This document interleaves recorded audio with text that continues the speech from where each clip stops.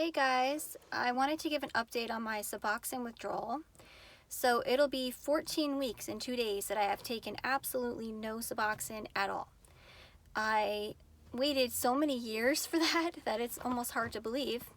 In some ways it feels like it's been way longer than that, but yeah, so it'll be 14 weeks and 2 days. So as I said in previous videos, the way that I did that successfully this time, because I had tried 3 other times to get off of it. I was on it for 10 years and I wasn't successful before for a lot of reasons, but the biggest one I realize now is that I went way too fast. My average dose was 12 milligrams a day. Sometimes I took more, sometimes I took less, but that was my average over those 10 years.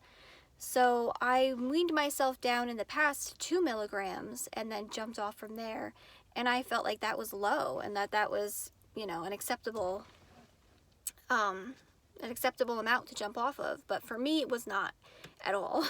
I was very, very, very sick and just not able to do it. And, I've been through opiate withdrawals of all kinds, and it's just that it goes on for a very, very long time, and I have children to take care of, and I just couldn't possibly do that.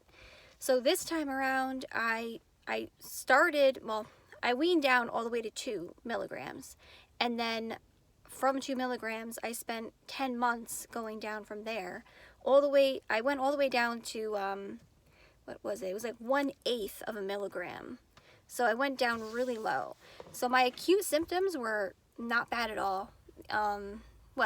Compared, right? We know how bad it can be. So I was able to, still get up and walk around the house and do some regular stuff. I didn't feel good, but I could handle it. And that didn't last very long. And then what surprised me is that what was worse was the post-acute symptoms. So I was able to deal with the acute symptoms pretty well. They didn't last long. I'm trying to remember right now off the top of my head. I think it wasn't more than 2 weeks. I think it might have been less than that even. But the post-acute withdrawal symptoms were very unpleasant. The biggest complaint that I had was that my muscles felt like jello.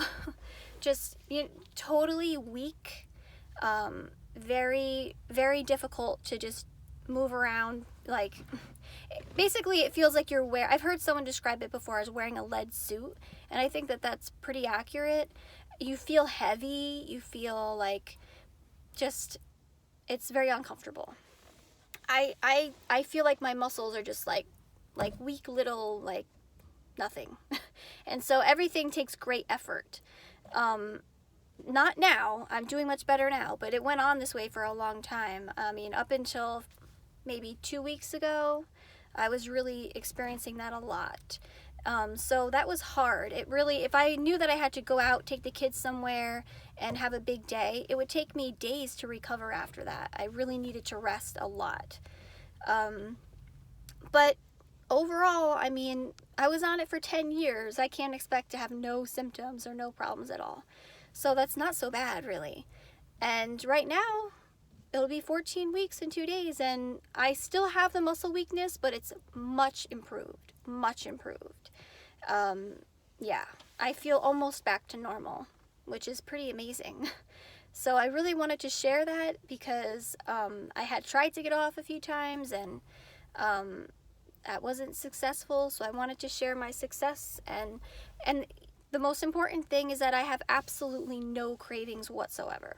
I didn't think that I would, because really the medication, I didn't feel like I needed it for that aspect for a long time now, but I was physically dependent on it, so I had to take it every day.